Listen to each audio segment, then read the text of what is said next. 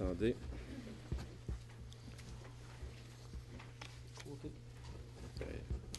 Il me semble que la calculette doit être facile, tant par pied carré, c'est la logique des choses. Parce que pour le moment, même avec le correctif, je demeure à 31,7 $ le pied carré, alors que mes voisins, qui ont un plus grand terrain, avec leurs 100 000, ça touche autour du 21 $. On a le même terrain. C'est quoi? La maison du voisin, qui est inhabitée, chose curieuse, elle a été... Sa valeur totale, je pense que c'est 250 000 terrains. 255. Ma maison est évaluée, qui est la voisine, qui est la jumelle. On s'entend, c'est la même maison, même année, même construction. 255, la mienne, 192. Elle est inhabitée et elle est dans un état pitoyable parce que, en tout cas, ça, c'est... L'État, ils ne prennent pas en considération au moment qu'on se parle l'État. Mais une différence entre 255 et 192, il y a définitivement un appel à faire auprès de l'évaluateur. Oui, mais moi, je vais payer pour faire cette demande de réévaluation-là? C'est-à-dire que le premier appel, c'est gratuit. Hein? Vous parlez à l'évaluateur, vous soumettez votre cas, vous lui expliquez un peu la différence. Ils vont regarder, puis ils vont vous expliquer s'il y a une logique ou du moins, je ne dirais pas une logique, mais plutôt une explication, ils vont vous la donner. Ouais. S'il y a une erreur, ils vont vous la corriger. Si, après explication, vous n'êtes pas d'accord avec sa conclusion, c'est là où vous pouvez faire une demande de révision. OK. Et dites-vous bien, puis ça fait 2-3 fois que je le dis, mais je vous le dis, ça fait une grosse différence quand on le voit comme ça. Demandez-vous, c'est la valeur totale de votre immeuble, c'est une valeur marchande actuelle. C'est ce qui nous gargarise avec, mais on s'entend qu'une maison... Lorsque c'est déprécié, c'était votre maison, vous n'aimeriez pas ça qu'elle baisse de 105... voyez-vous, c'est 17 % de sa valeur. C'est pas logique. Je comprends leur but, c'est que le chiffre rond, puis pour la revente, tout ça. Mais ça, c'est parce qu'on veut arriver à ses fins. On a augmenté le terrain beaucoup parce qu'on se dit tout le monde va être augmenté le terrain. Puis les pauvres, bien, on va leur faire croire que, OK, regardez, on a baissé votre maison. Mais la logique des choses, c'est que les maisons ne se déprécient pas. Au contraire, prennent de la valeur. Il ne faut pas oublier, si je peux enchaîner là-dessus, qu'il ne faut pas oublier ce que lui nous mentionne, c'est de regarder toujours, comme M. Dion disait tantôt, de regarder l'ensemble de votre immeuble. Ouais. C'est sûr que, comment je dirais ça, on se fait projeter, oui, le terrain a augmenté, mais vous ne vendrez pas votre maison demain matin. Non. Juste avec votre terrain. Vous allez la vendre aussi avec la résidence. Fait que c'est ça qu'il faut que vous regardiez. Ouais. Il ne faut pas focusser seulement sur le terrain. Ouais. Regardez l'ensemble de votre immeuble. Ouais. Si ça fait votre affaire de dire, bon, vous dites à 192, est-ce que vous allez la vendre? Puis ça, c'est tous les gens sur votre rue. N'importe quelle résidence à Mont-Saint-Hilaire.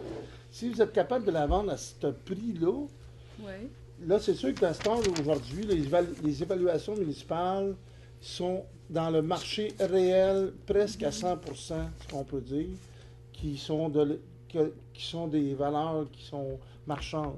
Je comprends, monsieur Brault.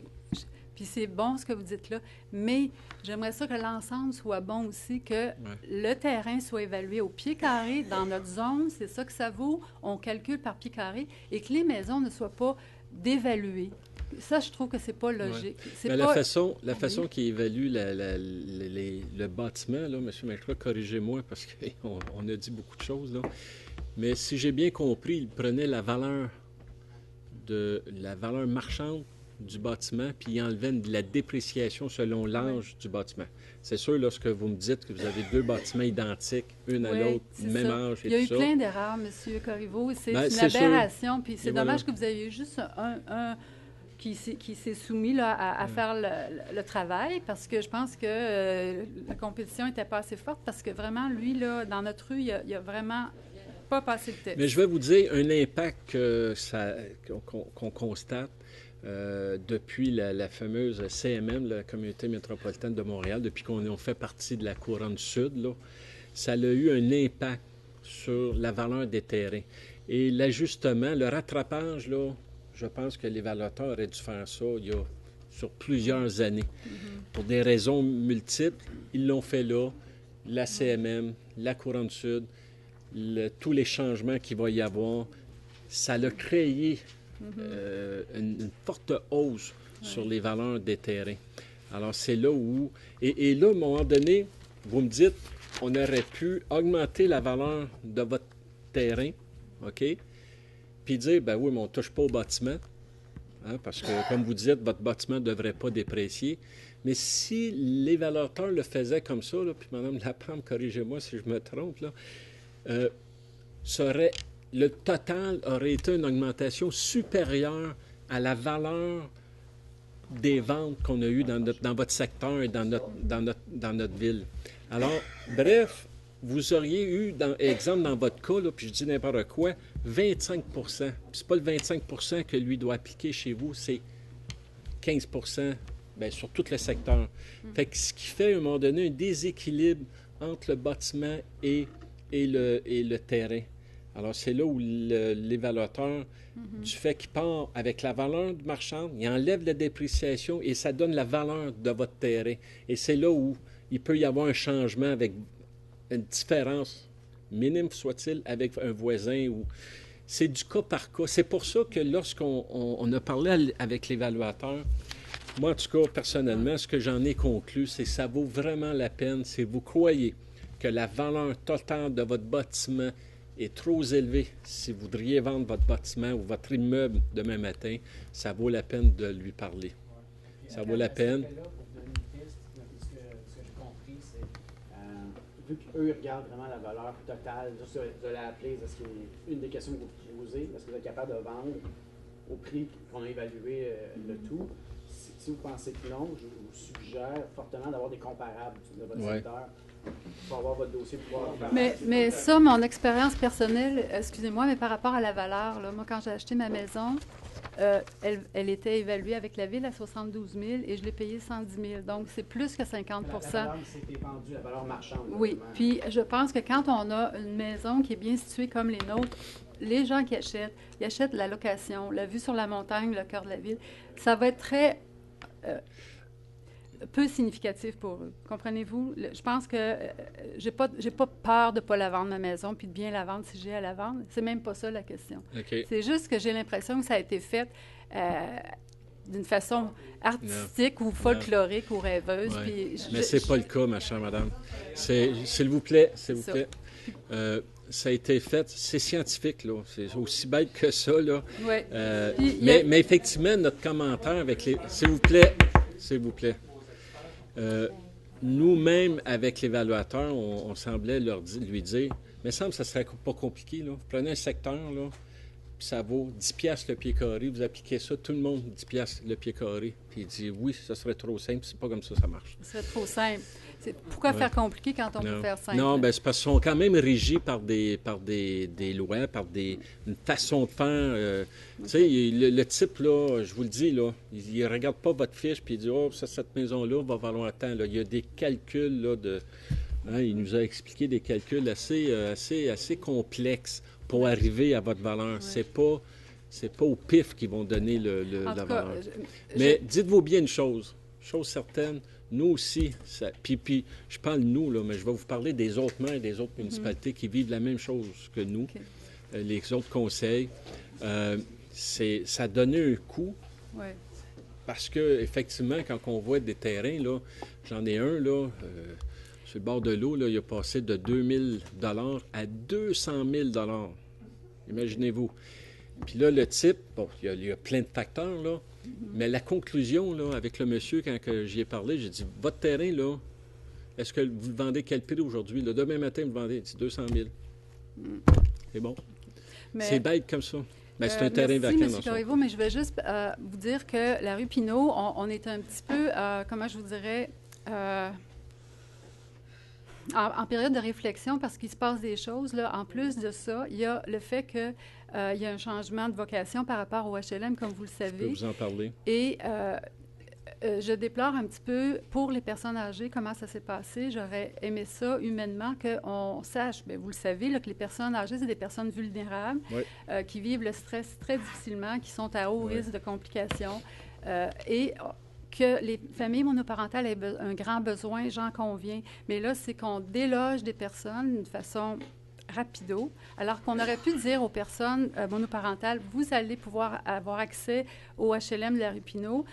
Avec les départs, les personnes âgées, on le sait, ils partent. Puis des fois, ça part 2-3 du coup, et on va remplacer graduellement. On aurait pu entrevoir un changement graduel, mais là, en tout cas, puis je ne sais pas s'il y a un peu de défense, là, je ne sais pas si ça va bouger ou pas, mais je sais que pour nous, c'est sûr qu'au niveau environnement, on aimait bien la tranquillité et c'était des personnes qui étaient respectueuses, tranquilles. Et on le sait que les familles monoparentales, c'est malheureusement des familles qui ont des problèmes socio-affectifs et économiques et que ça amène des problèmes. J'ai été voisin pendant 6 ans avec une famille reconstituée où j'ai vécu énormément de problèmes, malgré que j'aimais beaucoup les enfants. Et là, bien, je peux multiplier la Seine par 66 logements, par une moyenne de 2,5 enfants. C'est au-dessus de 100-150 enfants qui vont être adolescents. Et c'est une épreuve qu'on vit, les gens de rue Pinault. Puis là, on nous arrive avec une job bâclée de même. Bien là, c'est comme on réagit. Ouais.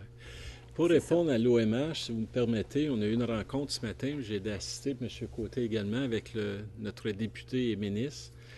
Une rencontre à sa demande avec tous les résidents des 3 bâtiments concernés pour le déménagement. Je peux vous dire qu'actuellement, le déménagement là, se fait bien. Ça fait dans l'harmonie, dans le respect des gens. Oui, il y a des gens qui sont inquiets, c'est normal. On a une madame de 92 ans, là. Il faut vous dire que sa fille était là, puis elle la trouvait pas drôle, cette madame-là, avec raison, là. Mais c'est une question de vivre en communauté. La Société d'habitation du Québec a décidé que les 4,5 et les 5,5 devaient être habités par des familles. Alors, il y a des gens là, qui sont seuls qui habitent, imaginez-vous, dans des 5,5. Alors, la Société d'habitation a décidé, à Mont-Saint-Hilaire, de prendre 3 bâtiments, comme vous dites, pour résumer le dossier, et d'amener des familles en difficulté financière. Ça ne veut pas nécessairement dire, c'est là où je ne suis pas d'accord avec vous, que ça va être des gens à trouble. On l'espère que non. De toute façon, ils vont être supportés par plein d'organismes de la région. Ils sont déjà sur le terrain autant avec les personnes de l'OMH que la direction de l'OMH pour accueillir ces familles-là. Moi aussi, sur le coup, je vais vous dire, j'ai eu, en tant que maire, là, Puis je me suis dit, non, voilà une belle occasion à Mont-Saint-Hilaire. Nous sommes des gens choyés à Mont-Saint-Hilaire. Voilà une belle occasion de prendre 67 familles démunies, puis leur donner un environnement extraordinaire, puis que peut-être au bout de ça, là, on va sauver plusieurs enfants. Juste ça comme mission pour moi, là, je trouve ça extraordinaire. Mais il va falloir qu'ils soient bien entourés, bien encadrés. Puis ça, je peux vous dire, il y avait des gens ce matin là, de partout qui étaient présents. Puis je suis confiant. Je suis confiant qu'on saura. Mais je comprends votre inquiétude. On va souhaiter qu'il n'y aura pas trop de conséquences pour les personnes âgées. J'ai une mère de 88 ans, puis je peux vous dire, son entourage aussi, c'est des personnes très vulnérables. Ouais. Un détecteur de fumée qui sonne, puis c'est le drame. Alors, je peux imaginer que quelqu'un qui se fait sortir, ça doit être plus qu'un petit drame. Mais vous savez que la plupart des gens qui étaient là espéraient mourir là. Alors, de se voir déménager dans un autre bâtiment à côté, c'est pas évident. Mais je peux vous dire que c'est fait, là. Ils vont peinturer l'appartement, ils vont installer les rideaux. Ils donnent jusqu'à 800 $ pour le déménagement. Alors, voyez-vous, c'est toutes des choses que la Société d'habitation du Québec ne donne pas habituellement. Puis dans ce projet-là, pour aider les gens, ils ont accepté plus que ce qu'ils font habituellement. Fait que je suis confiant. Merci, madame. Monsieur Piché.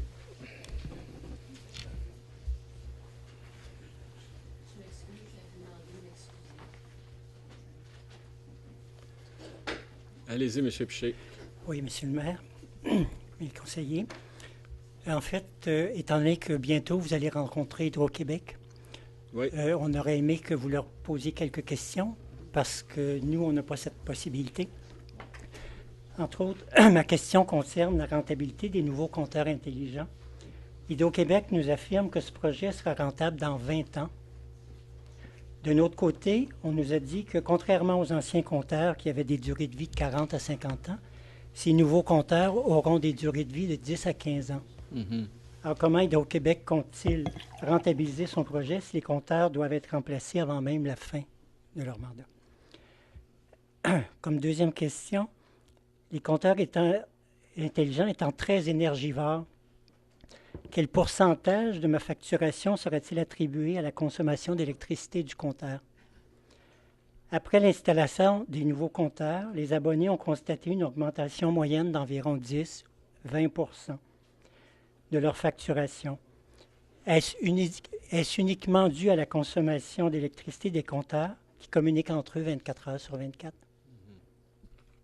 Merci.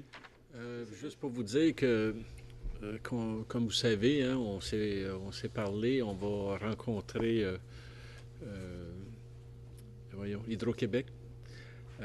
Par la suite, le Conseil va avoir tout en main pour prendre une décision suite à votre intervention. Vous vouliez rajouter quelque chose, M. Gilbert? Non, mais tout simplement, je ne sais pas si on peut avoir la feuille avec les Oui, on va vous les laisser. Oui, tu nous envoies par email. Oui, d'accord. Madame Lee. Ouais.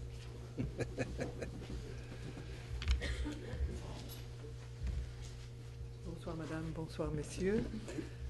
Comme vous avez pu le constater depuis que vous êtes à la ville, il y a une antenne qui a été installée à quelques mètres d'ici. Or, j'ai entendu dire qu'il était question d'en installer une autre dans le même endroit ou à proximité de cette tour, ou d'ajouter un élément à la tour, je crois que c'est la tour Roger, à la tour Roger, multipliant ainsi l'émission d'ondes. Personnellement, je déplore le fait qu'il y ait une tour en plein centre du village. Et ma question est, est-ce que vous avez reçu d'autres demandes pour l'installation de d'autres tours? Pourriez-vous parler un petit peu plus fort? Non, le micro est pour la télévision, monsieur. S'il vous plaît, le micro est pour la télévision. Alors, ouais, je pense qu'on va travailler là-dessus. Mais je parle de la tour Roger qui est installée ici. OK. Je parle de la tour Roger qui est installée dans le village à proximité d'habitation. Et moi, j'ai entendu dire qu'il était question qu'on en installe une autre ou qu'on ajoute un élément à la tour Roger qui est déjà là. Des recherches ont révélé que l'émission de ces tours-là sont nocives pour les gens qui vivent dans un rayon de 500 mètres de ces tours-là. Donc, une grande partie du village est sous l'influence et dans ce périmètre, dans ce rayon de 500 mètres. Moi, ma question, c'est est-ce que vous avez reçu d'autres demandes pour l'installation de d'autres tours sur le territoire de Mont-Saint-Hilaire? Monsieur Métro, de mémoire, on n'a pas eu. Non. Deuxième tour ici. Maintenant, l'ajout. Oui, plus fort. À ma connaissance, on n'a pas de demande pour une deuxième tour à l'arrière de l'hôtel de ville. Puis l'ajout en fait, qu'un autre fournisseur vienne s'installer dessus, c'est pas impossible parce que de toute façon, ils sont incités par Instruit Canada à utiliser les tours même de compétiteurs là, pour éviter la prolifération de tours sur les territoires des municipalités au Canada. Mais je peux vérifier demain. Ouais. On va faire la vérification demain, Mme Liquet, puis on va revenir. Si on installe un autre élément sur cette tour-là pour éviter la prolifération de tours sur le territoire de Mont-Saint-Hilaire, vous augmentez la quantité d'ondes de cette tour-là pour les gens qui sont dans le rayon de 500 mètres. Mm-hmm. Je dis juste qu'est-ce qui est la position d'Instruit Canada, mais je vais vérifier demain effectivement, Mme Liquet, s'il y en a des demandes, s'il y a une demande qui a été logée pour une deuxième ou troisième, je ne sais pas le nombre de fournisseurs qui sont sur la tour. C'est une demande additionnelle. Mais si par exemple, Hydro vous demande l'installation de notre tour, est-ce que votre intention est d'accepter ce genre de demande ou est-ce que vous avez des moyens de décider si oui ou non vous voulez... M. Gilbert semble vouloir... Oui, c'est tout simplement. En fait, la même problématique, le même litige a lieu présentement à Tobin Park. Oui. Puis, je ne sais pas, il y a justement des gens de Tobin Park dans la salle. Mais qu'est-ce qui se passe, c'est que c'est juridiction fédérale. Donc, on n'a aucun droit acquis de se opposer à l'implantation d'une tour téléphonique sur le territoire d'une municipalité X. Ce qu'on peut faire, on peut peut-être faire une motion, j'ai aucune idée, les autres moyens qu'on peut faire, des moyens de pression, j'ai aucune idée. Sauf que c'est sûr que... on peut les diriger, on peut les diriger à un endroit. Est-ce que vous pouvez, par exemple... On ne peut pas les refuser. Proposer ou soumettre au gouvernement fédéral que, par exemple, il y a une forte objection à Mont-Saint-Hilaire alors qu'on installe une tour dans le village. Pourquoi on ne peut pas installer ces tours-là qui sont un peu à l'extérieur, en périphérie, où il n'y a pas d'habitation? Alors, au niveau technique, j'en sais rien. Peut-être que c'est pas c'est ça. J'ai suivi un peu le dossier de l'implantation de cette tour-là. En grand résumé, c'est pas nous autres qui choisissons où est-ce qu'elle s'en va, la tour. Donc, autrement dit, c'est l'Industrie Canada qui... Ben, nous autres, on la veut dans ce périmètre-là. Donc, c'est le fournisseur de téléphonie mobile qui décide plus ou moins, lui, où il va installer sa tour. Ouais. Je trouve ça un peu aberrant que la municipalité... Ça va avec le marché, la quantité de personnes qui ont des cibleurs aujourd'hui. C'est-à-dire que le fournisseur qui veut l'installer, prenons un exemple ici, on ne pourrait pas lui dire aller dans le parc industriel, parce que c'est ici que le problème, comprenez-vous? L'amener dans le parc industriel, il ne règle pas son problème.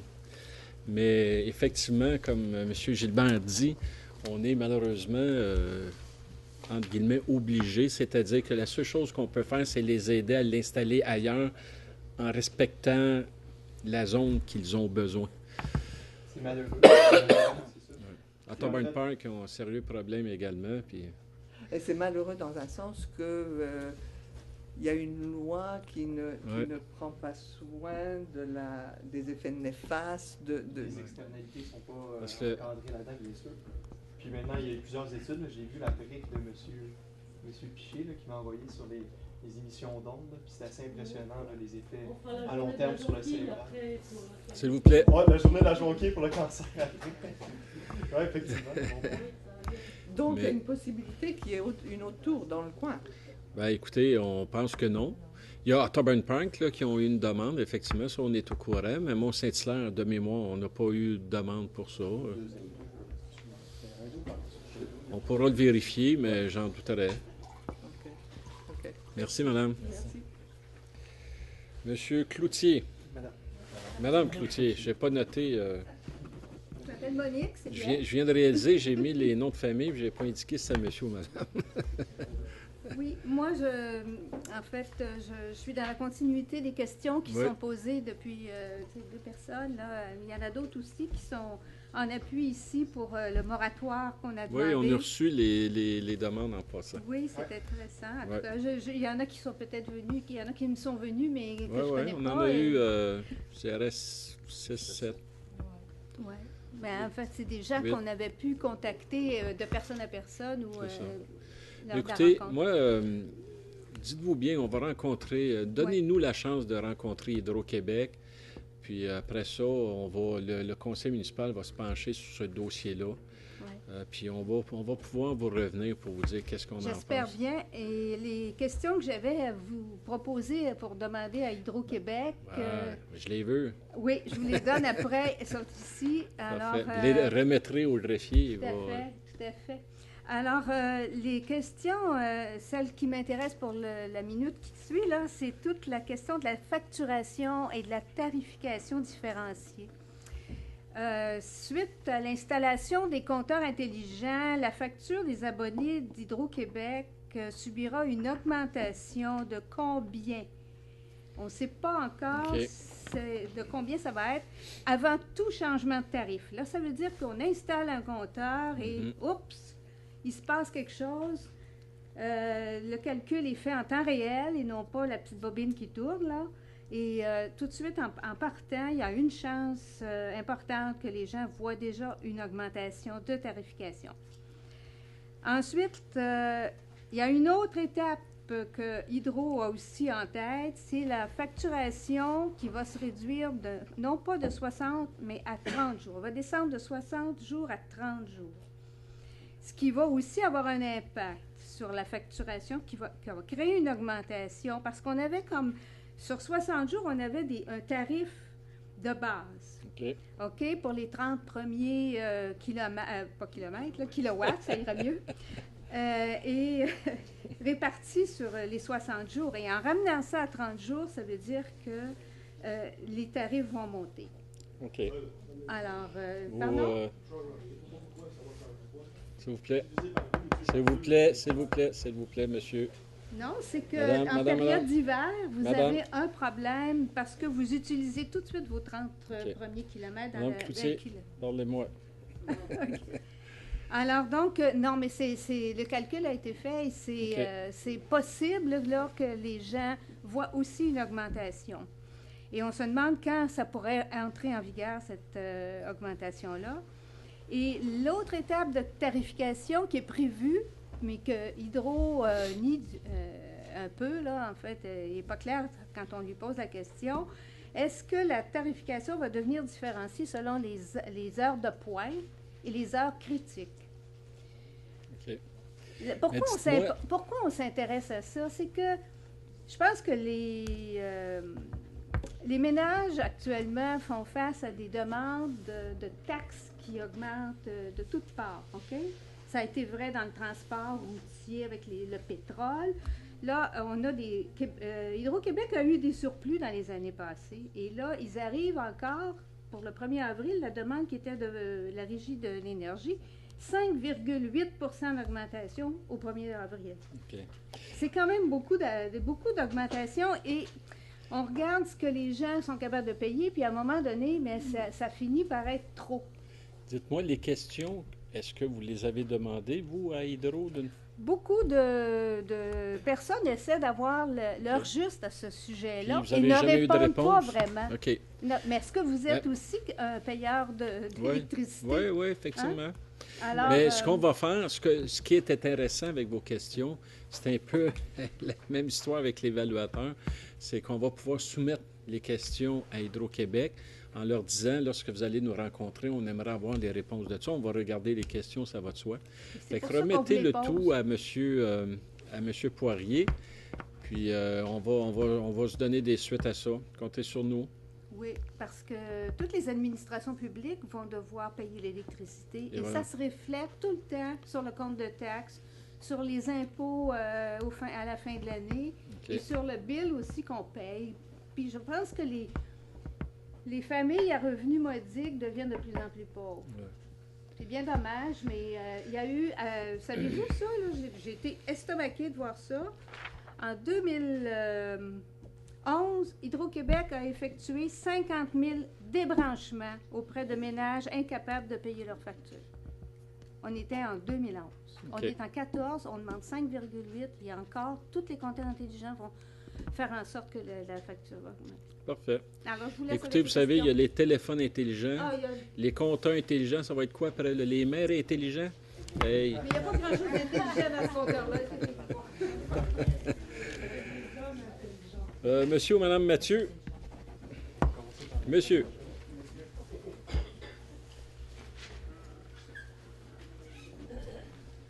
Donc, bonsoir, Monsieur le maire.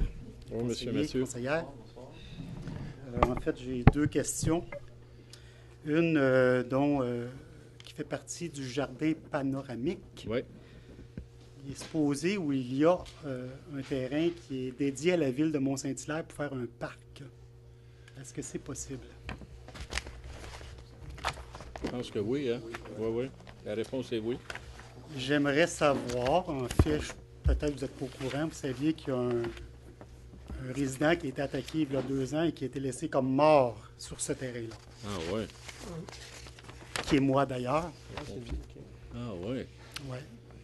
Wow. J'aimerais savoir quand est-ce que vous allez développer ce terrain-là à mettre de l'éclairage afin d'éviter d'avoir des adolescents qui viennent sur ce terrain. Bien, écoutez, vous me bouleversez là, dans vos propos, là. Et d'un, je ne le savais pas, puis de deux, de voir que c'est vous, c'est encore plus bouleversant. Vous pourriez faire une recherche sur Internet. Oui, définitivement. Fils de détective. Monsieur Brault étant pompier à l'époque, là, il doit connaître le dossier. Mais c'est sûr que dans ce parc-là, il va y avoir de l'éclairage, c'est évident. Et quand est-ce que ça va être fait?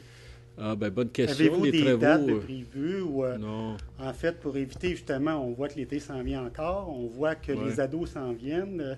C'est un espace très critique OK. pour que les ados viennent prendre leur bière et fumer OK. leur joint. OK. Et je peux vous dire que si l'éclairage aurait eu lieu ce soir-là, jamais ça l'aurait arrivé. OK. Bien, d'un, vous savez, je siège à la régie de police. On va amener le point là, de peut-être faire une plus grande surveillance là, à cet endroit-là.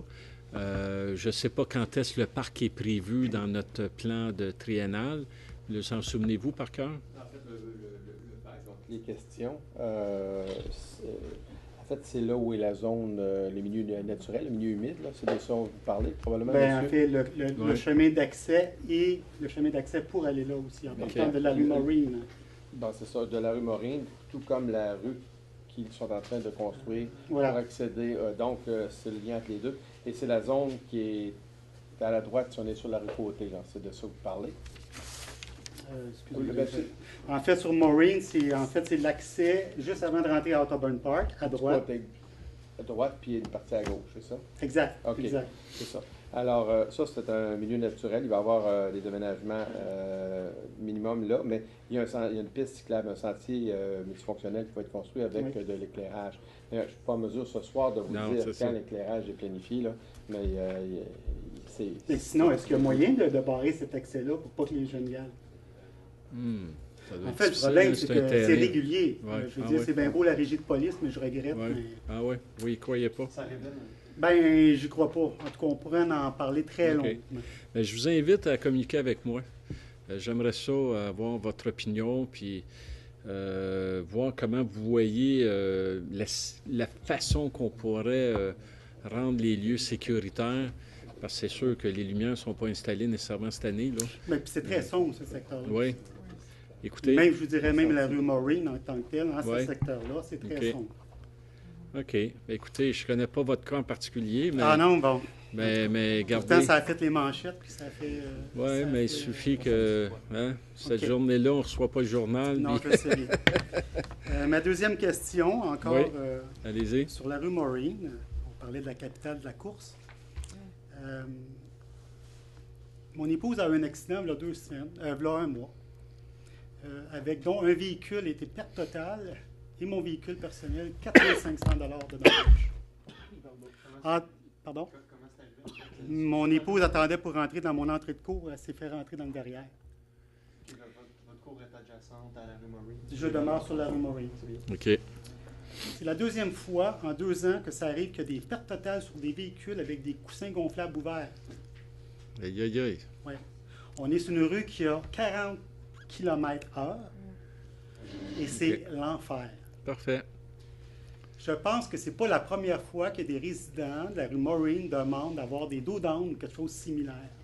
J'aimerais savoir, est-ce que vous attendez qu'il y ait un mort, un enfant qui se fasse frapper, des gens qui font de la course à pied puis qui se font ramasser par des ados d'Otterburn Park? Excusez, je ne veux pas nommer Otterburn Park, mais les ados qui ont rentré dans les 2 véhicules, c'est des gens d'Otterburn Ouais. Park. OK. Je pense qu'il va falloir faire quelque chose rapidement pour éviter des morts peut-être. Ouais. On parle de perte totale, là, des véhicules perte totale sur la rue Maureen. 2 en 2 Je peux vous dire que cet après-midi, justement, M. Poirier m'a amené une carte extraordinaire. Une carte de tous les infractions qu'il y a eu à Mont-Saint-Hilaire. Cette carte est tellement belle, j'ai le goût de l'afficher, je vous le dis, M. Poirier, là. Mais ça l'amène une bonne réflexion à avoir sur toute notre ville où il y a eu l'intervention policière. Et le but de cette carte-là, ils l'apprennent parce que je l'ai eu après-midi. Les conseillers et Mme Jonca vont l'avoir. Et je vais inviter les conseillers à faire une réflexion sur les rues qu'on devrait ajouter de la présence policière. Ça donne rien. Bien, écoutez, si là, on Sur a... la rue Maureen, ça donne rien. J'ai vu des policiers stationnés dans ma cour, j'ai Mme Bourasson en face. C'est comme le one-way. Je vous dirais qu'il passe entre 20 et 40 véhicules par jour sur ce one-way-là. Et certaines fois, le soir, les vendredis, c'est des courses. qui passe d'Otterburn, qui passe devant chez moi. C'est justement ça qu'on veut attaquer. Ben oui, mais attaquer, Ben, laissez-nous ça vous une prend chance. quoi, des vidéos? Ça vous prend Non, la mort de quelqu'un? non. Ça vous prend... Ça prend juste une discussion avec le chef de police puis des ententes. Ouais. Laissez-nous une chance. Laissez-nous une chance. Nous, on s'est engagé à augmenter la sécurité à Mont-Saint-Hilaire. On est en train de faire l'exercice avec le tableau de M. Poirier puis avec les interventions des membres. Vous allez voir. Si je peux vous rassurer, moi, j'habite au coin de Montérégie-30 puis Michel. J'ai 3 jeunes enfants. Je suis une fille qui fait énormément de courses à pied. Fait que j'allais souvent dans ce secteur-là. Je me rends compte, moi aussi, que sur la rue Maureen, ça circule très vite. J'ai même interdit à mes enfants d'aller dans ce secteur-là en vélo, mais de plutôt aller vers l'Aquarelle. Parce qu'on a remarqué qu'il y avait beaucoup de pièces. Puis même chez toi, je veux dire, est-ce qu'il y a un stop, là? Ben moi, c'était quelque chose dès les premières rencontres que j'ai eues avec... Mais c'est un problème aussi encore. Ben juste moi, de Michel, le premier stop, c'est-à-dire qu'il est juste passé Michel jusqu'à Maureen. Les gens circulent, c'est comme une mini-course qui se fait tard le soir. J'imagine que c'est les mêmes qui après vont sur Maureen. Mais encore là, on parle souvent c'est souvent les mêmes personnes. On cible, non, parce que je vous dirais, même c'est pas juste des ados en plus, c'est dommage. Il y a autant des gens de mon âge, des gens de 50 ans qui... Et puis je te dirais même plus qu'autrement. C'est quelque chose qui a été soulevé, moi, la première, dans ce secteur-là. Fait que je vais juste vous dire pour vous rassurer que j'ai le dossier à faire. Bien, Monsieur Mathieu, moi, je vous invite à venir me rencontrer. On va regarder tous les points que vous amenez parce que la sécurité, c'est une priorité pour nous. Puis si la rue Maureen est très problématique, comme vous le dites, on va s'attarder à cette rue-là. Il faut... Bien, en tout cas, là, vous êtes au courant. Je pense que beaucoup de personnes sont au courant. Ça serait dommage de perdre un citoyen ou un enfant même à cause de la vitesse. Vous avez tout compris. Puis je peux vous dire que vous n'êtes pas tout seul dans Mont-Saint-Hilaire. On a d'autres rues aussi qui ont de la vitesse. Les jeunes, là, moi, je me souviens dans ma rue, là, dans le temps j'ai pu parler de ça aujourd'hui avec un citoyen en plus, dans le temps qu'on avait notre police, là, je me souviens que le chef, là, on pouvait y donner le numéro de licence là, du jeune à casquette en dedans, là. Puis le chef envoyait un policier aller rencontrer le jeune là, pour y expliquer. Puis ça, c'était une intervention à l'époque qui était drôlement efficace. Aujourd'hui, bon, c'est une régie de police, c'est plus difficile, mais chose certaine, nous, on veut que ça change. Alors, j'apprécie vous arrivez parfait. Vous êtes arrivé écoutez, avec je venais avant, mais je pense que ma santé n'allait pas aussi bien que j'aurais voulu. Ah bon? Ben non, vous tombez pile. Je recommence tranquillement à reprendre du mieux, mais il reste encore des séquelles. Puis pour votre information, si jamais vous voulez avoir plus d'informations sur l'accident que j'ai eu sur le parc arrière, vous pouvez faire une recherche avec passe-droit pour le fils d'un agent détective qui est l'agresseur, le fils d'un policier. Ah ouais, en plus. Et je pense que vous allez être très surpris de notre régie de police. Je ne lirai pas ça avant de me coucher ce soir. Je ne dormirai pas. Merci, puis je vous attends. Très bien. Monsieur Cournoyer. Après ça, Monsieur Bergeron. Mais Monsieur Cournoyer avant. Ouais. Bonsoir. Ma question, en fait, c'est suite à un article qui est paru dans l'Œil régional concernant les services animaliers. C'est sûr que j'ai été surpris. Je suis conscient que je vois que selon l'enquête de la journaliste de l'Œil régional, il y a un écart important qui est d'investi entre les différentes villes pour les services animaliers. Et puis, j'étais curieux de comprendre qu'est-ce qui avait justifié le fait qu'on décide de démarrer, dans le fond, une régie intermunicipale. Voyant la différence de coûts, je peux comprendre les avantages parce qu'on va probablement mieux contrôler les normes de gardiennage des animaux domestiques, ce qui est une bonne chose. Mais en même temps, je suis conscient aussi qu'une alternative aurait pu être effectivement d'appuyer des organismes existants aujourd'hui dont les coûts de fonctionnement sont moindres, mais en édictant des normes et probablement en promettant un certain financement de la part des différentes villes qui aurait pu permettre peut-être d'offrir le même service, mais à coût beaucoup plus réduit. J'étais curieux de voir qu'est-ce qui avait justifié la création. Vous savez que cet organisme-là a été appuyé par l'ancien conseil. Nous, on a demandé de rencontrer justement l'organisme pour avoir plus d'explications, parce que c'est un dossier qui est tout nouveau pour nous. Ce que j'en comprends, c'est que effectivement, suite au passé, puis je me souviens, Puis M. Côté va pouvoir s'il vous plaît, M. Côté pourra le confirmer parce qu'il était conseiller à l'époque aussi. On avait toujours des problèmes avec les compagnies Et 1 $ pour un service qui vaut rien, c'est 1 $ trop cher. Ce que j'en comprends, puis c'est vraiment élémentaire parce qu'on va avoir, comme je vous dis, une rencontre, c'est qu'avec ce service-là, on vient vraiment régler les problèmes qu'on avait dans le passé. Est-ce que ça justifie les coûts? Ça, c'est à suivre, on va le regarder. Parce que nous aussi, on était tout le monde ici au Conseil a été très surpris de l'article, mais on va le regarder. On pourra vous revenir avec nos conclusions, là, mais il faut comprendre qu'on est attaché, là. Puis est-ce qu'il est prévu, est-ce que le coût de ce service-là est prévu à l'avance ou est-ce qu'il y a des possibilités de dépassement de coûts et faire en sorte que dans 3 ans ou dans 5 ans, le 65 000 deviennent, en tout cas, des hausses qui seraient injustifiées? Sachez que les maires siègent sur le comité, alors c'est eux qui ont le contrôle. Mais si on se fie avec ce qu'on a vécu avec tous nos organismes, nos comités, c'est rare, ça part à la baisse. Hein? Non, mais je veux dire qu'il y ait une hausse, moi je peux comprendre. Oui, c'est ça, une hausse normale. Mais est-ce que la façon dont on a organisé ce service-là va faire en sorte qu'il va avoir un coût contrôlé et qu'on ne se retrouvera pas dans 3-5 ans avec des hausses importantes? Je peux vous dire, on va rencontrer la directrice. Quand est-ce, M. McClure? Au mois de mars. Moi, je vais siéger sur le conseil. C'est sûr, je vais avoir énormément de questions. D'ailleurs, je dîne demain avec le maire de Saint-Mathieu-de-Belleuil, qui est l'initiateur du projet. Je veux y en glisser un mot, mais on va avoir beaucoup de questions. Hein? Je pense que c'est clair. On a beaucoup de questions. On a les mêmes questions que vous. Fait qu'on pourra... C'est tout l'aspect aussi des contrôles des animaux suite à les avoir attrapés. On se souvient de la saga qu'il y a eu avec les chambres à gaz. Il y a le berger blanc qui n'était pas mieux non plus. On a eu un soumissionnaire, je me souviens bien, qui s'est désisté de Drummondville aussi. Donc, il y a toutes les choses qu'on a regardées. Puis, on n'a pas trouvé de solution, parce qu'on a connu à date, on n'a pas vu de solution qui était autre que celle-là. On n'a pas eu de présentation de solution. Autrement dit, les organismes, parce que je sais qu'on nomme dans l'article des organismes qui sont utilisés par exemple, Autoburn Park, ce n'étaient pas des organismes, qui étaient dignes de confiance? On ne le sait pas. C'est toutes des choses qu'on va s'informer en temps et lieu. Puis, mais sachez qu'on est liés. Hein? Il y a une entente de combien de temps, M. Méchlin? 10 ans. Je pense que, rendu à ce moment-ci, par l'attachement de l'entente, nous, c'est d'avoir les réponses à nos questions, puis ça va s'assurer au CA là, de contrôler les coûts, là, puis ça, j'ai bon espoir.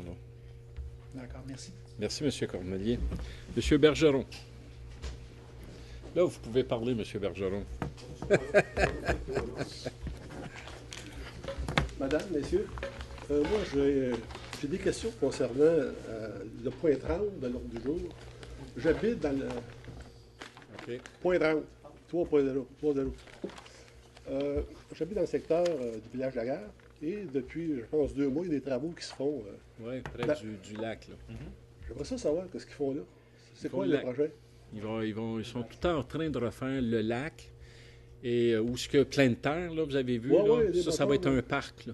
Ça fait 2 mois environ. Ah oui, c'est... Mais est-ce que c'est un lac entre les 2 barrages ou on va prendre tout le trou au complet? Il est où le lac? Moi, je parle avec les gars qui sont là, mais ils ne savent pas. Ça fait pour ça que j'ai ouvert aujourd'hui. Le trou que vous voyez, là, ça va être un lac. Le premier sur le bord du boulevard de la Gare, ça va être un lac, là aussi. Un lac. C'est pas entre les 2 barrages seulement. Parce qu'il y a 2 barrages. Là. Il y en a un proche de la 116, de la Patriote, et un plus haut. Là, c'est supposé être là qu'il va y avoir de l'eau en profondeur. Ouais. Ailleurs, ils ont l'air à faire comme ils ramassent l'eau des ruisseaux, si vous voulez. Là. Je ne sais pas si ça va s'accumuler. Là. De l'autre côté. L'autre bord des barrages. De l'autre côté? Oui. L'autre côté du boulevard? Non, toujours du même côté. Je parle toujours du même côté. Là, vous m'embêtez. Parce qu'il y a 2 barrages. Il n'y en a pas rien qu'un, il y en a 2. Puis le lac devait être entre les 2, je pense. Ben vous, monsieur... Puis les travaux qui sont faits présentement, est-ce que les travaux doivent se faire? Je vois qu'il y a de l'argent de donner à ça. C'est sûr. Ça fait 2 mois qu'il y a 3 pelles mécaniques qui creusent. Oui, écoutez, c'est un très gros contrat. Puis il y a urgence de finir les travaux parce qu'il faut se retirer avant la fonte. Est-ce que vous comprenez que ce terrain-là, on va perdre l'équipement si on ne sort pas de là avant que ça fonde? Je crois que les prévisions météo qu'on a présentement, c'est comme un petit peu rassurant à ce côté-là. Mais les travaux vont bon train. On est relativement satisfait de l'avancement. Puis, mais les aménagements comme tels vont être plus... Mais c'est quoi les aménagements au juste? Là? À part le lac, il va y avoir des balançoires pour les enfants, oui. des jardins d'eau pour les enfants, non? Je pense qu'il n'y en a pas à Mont-Saint-Hilaire. Tous les villages autour... Écoutez, on a quand même un projet dans la gare là, où il y a la piste cyclable, pas la piste cyclable, la... Sentier.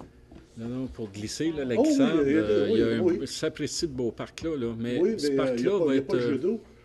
Il y a des municipalités qui, jadis, favorisaient les piscines. C'est dans le plan triennal d'avoir le parc. Ils ont arrêté de faire des piscines dans le temps, supposément parce que ça coûtait cher d'entretien, des immeubles, puis des sauveteurs, puis toute la personne. Mais les jeux d'eau, c'était comme un parc. Ouais, mais ça fonctionne seul d'un coup que c'était installé. Je vous confirme que c'est dans le plan triennal pour le parc de jeux d'eau. Quel endroit? C'est dans le parc de la gare, en zone en haut. En haut, aussi, où il y a des salles dans ces coins-là? Oui, je vais voir aussi la grosse araignée, la toile, un petit peu, les cordes, là, le terrain qui est vacant, là. C'est des coins qu'on considère sérieusement. Mais aussi, dans le trou qu'il y a là, dans beaucoup d'endroits, on voit que quand il y a des spectacles de plein air, quand c'est à flanc de côte comme ça, que ça peut être utilisé pour ce genre d'événement. Est-ce que c'est prévu dans votre investissement? Je pense pas. Hein? Non, c'est vraiment un lac. Un lac, mais pourtant, il y a beaucoup de terrain. Ouais. Écoutez, on n'a pas vu les plans. Est-ce qu'il y a des plans que M. pourrait voir? Il y a 150 000 pièces pour les parcs. Pardon? Il y a des plans pour à cause des travaux. Là. Ouais. Puis, il y a une bande cyclable qui va passer le long de chaque côté, dans le fond. Ouais. Et puis, qui va traverser au bout complètement parallèle à l'Hôpital des Patriotes, qui va venir voir la gare. Puis, mais il n'y a pas dans la planification. Mais dans l'ensemble du terrain qu'il y a là, tout ce qu'il y a, ça va être un lac en bas et une piste cyclable au dos. Non, il va y avoir des modules. C'est ça, oui. C'est une zone de conservation. Exactement. C'est un autre genre de parc. À Saint-Hilaire, on ne fait plus des parcs un espace dégazonné à perpétuité. On veut une diversité écologique. Donc, ce qui veut dire qu'il ne va pas y avoir le gazon sur les tours tout le long. Puis d'éviter justement des coûts externes qui sont reliés à la coupe du gazon, etc. Ce qui veut dire que renaturaliser le milieu à l'aide de plantation d'arbres, des arbustes, etc. Exactement. Puis je pourrais peut-être ajouter, c'est un bassin de rétention. En fait, on utilise le service écologique que peut rendre la nature pour que lorsque l'eau sorte qui s'en aille dans Richelieu, le coût au bout de l'assainissement des eaux coûte moins cher. Bon, je veux rien contre la rétention des eaux, tout ça, mais je veux savoir, un beau terrain comme ça, est-ce que ça va servir à plusieurs fins que si on fait bassin de rétention? Quand vous dites que vous investissez dans un parc, tout à Est-ce que, M. Mécra, est-ce que le plan est disponible pour monsieur s'il veut le voir? Ben, on a un plan. Je ne l'ai pas là avec moi. Non, je sais, mais si monsieur passe à l'hôtel de ville. Personne n'a le plan. Je veux savoir ce qu'il va se faire là. Puis il y en a qui creusent, ça pioche. Puis 2 mois que ça travaille là, de gros ouvrages. J'imagine, je voudrais voir ça. Comment ça va être beau cet endroit-là? Personne ne peut bien le décrire. On dit une piste cyclable. Mais regardez. Venez à l'hôtel de ville, on va vous montrer le plan comme tel. Oui. C'est un beau projet. Je ne sais pas. Si j'ai bien saisi, le livre, c'est pas seulement d'informer M. Bergeron, mais d'informer l'ensemble de la population. Pourquoi pas? Peut-être je lance une idée, mettre une pancarte avec le projet de qu'est-ce que ça va avoir plus tard. Oui. L'idée est bonne. Mais pourquoi c'est en train de se faire, là? Pourquoi on n'a pas demandé aux gens qu'est-ce qui serait le fun d'avoir là, plutôt de dire on fait un bassin de rétention, une piste cyclable, on parle des quelques arbres. Mais c'est pas un projet, ça. C'est n'importe qui a un terrain, fait un trou dedans, puis plante des arbres. Ben, je peux vous dire que moi j'étais au tout début de ce projet-là, le projet de la gare, il y a 11 ans. Puis c'était déjà prévu à l'époque d'avoir ce lac-là. Parce que le lac, on dit que c'est un lac, mais c'est avant tout un bassin de rétention. Là. Oui, mais le terrain, c'est un beau terrain, entouré de très belles maisons. Je reste pas proche, je veux pas que je veux que ce soit plus beau ou plus laid. Là. Je reste pas loin de là, mais je trouve que c'est un bel endroit. En prenant le chemin de la gare, tout le monde qui passe là va voir ça. Il me semble, on pourrait puis chercher un endroit tirer, mettre maximiser l'argent qu'on met là-dedans, puis tout dire, regarde, on va passer de rétention. Il me semble que c'est ça. Hein? Manque de points, je vais t'en faire. C'est un beau projet. Je dirais que ça va être bien, de plan d'ensemble. Bon, oui, le frère me dire c'est quoi, puis ça va être bien. Oui, bien venez. On va vous croire, voilà qui me dit. Je vous invite à venir le voir. Oui. Ben, faites-moi un dessin.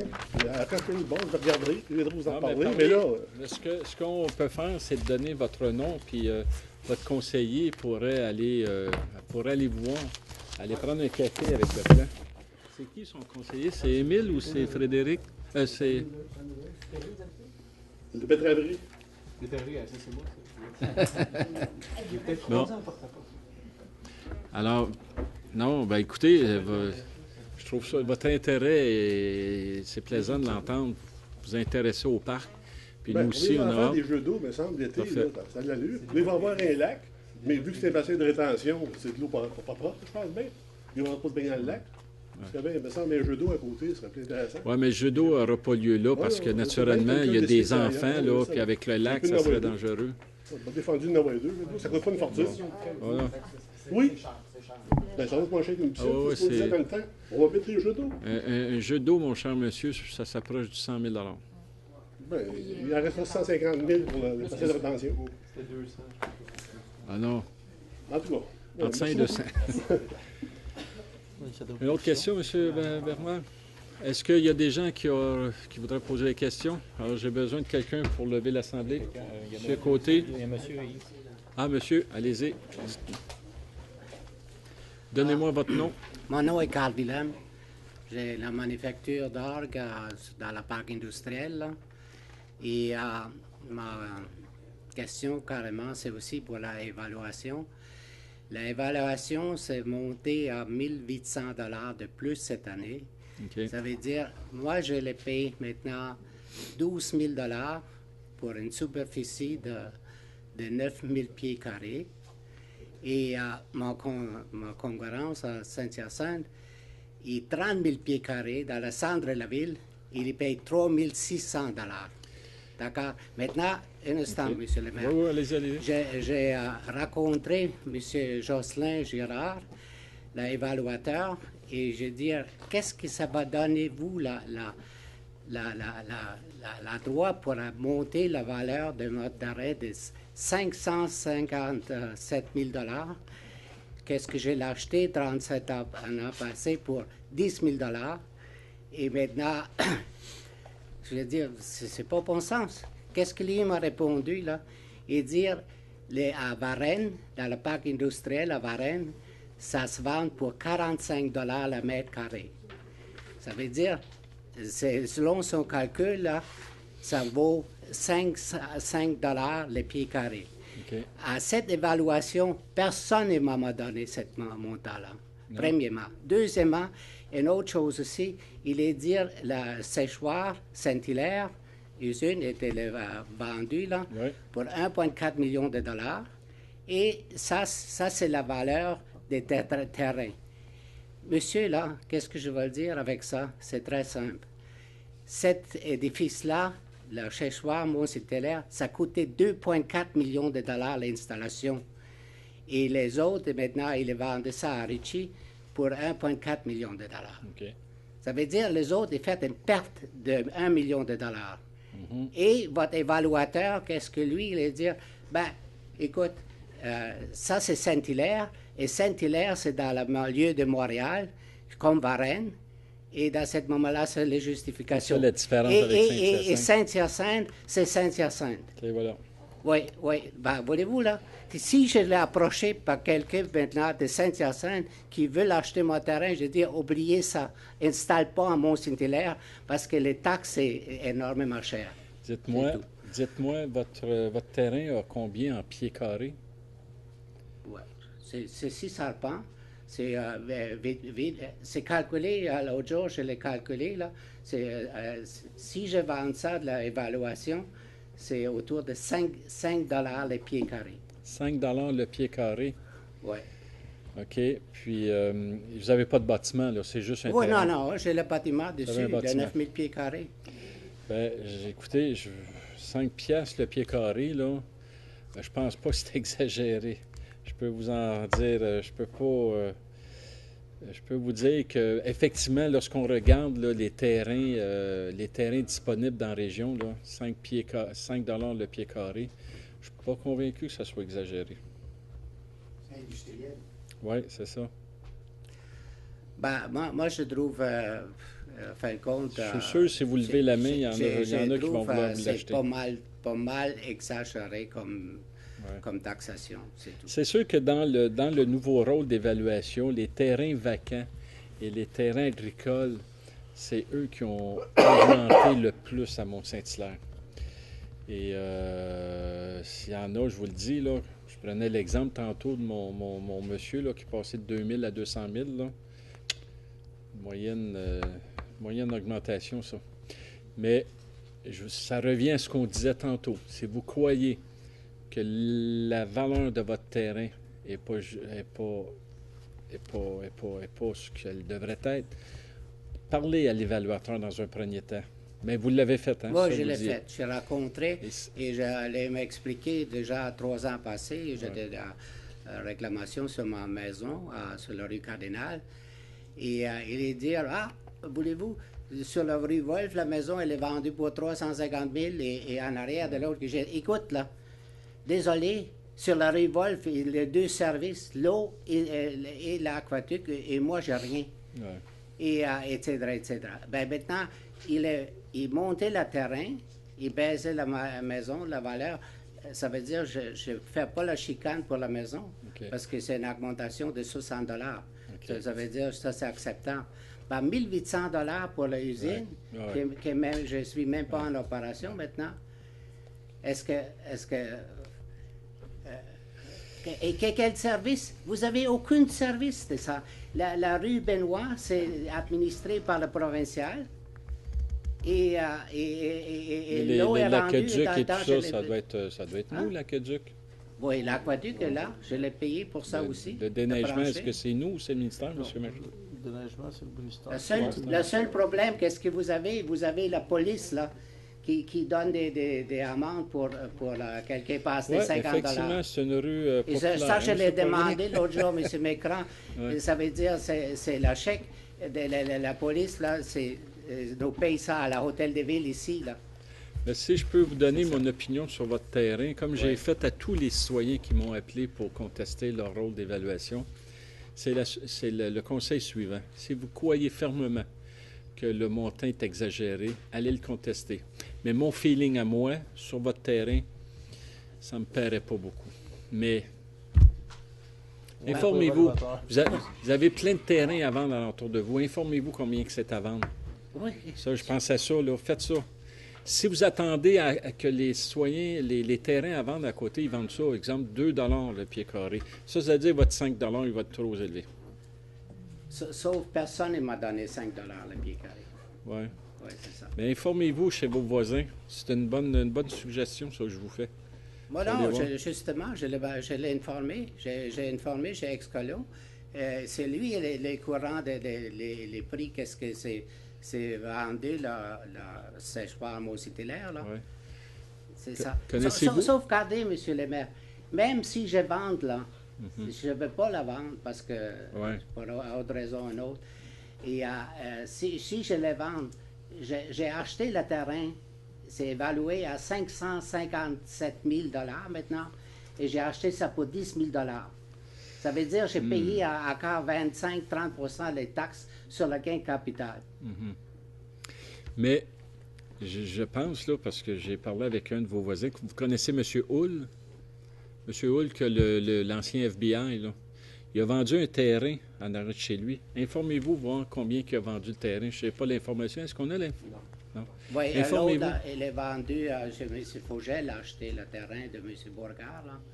Il est payé de 2,80 $. S'il a payé ça 2,80 $, ça veut dire que votre 5 $ n'est pas bon. Nous sommes surévalués, ça je veux dire. Ouais. C'est là qu'il y a un moyen d'aller contester. Et M. Jocelyn Gérard, il m'a dit, voulez-vous, à Varennes, ça coûte 45 $ le mètre carré. Non, ça, c'est pas une bonne... Ça, c'est pas une bonne réponse, Oui, parce qu'à Québec, ils vendent peut-être encore plus cher. Fait qu'à un moment donné, ils ne peuvent pas comparer avec une autre ville. Il faut qu'ils comparent avec notre ville. Oui, c'est ça. Il faudrait qu'il vous arrive en disant, regardez, votre voisin, là, il l'a vendu à 8 $ le pied carré. Là. Mais si le voisin a vendu à 2,5 $, puis vous à 5, allez le contester.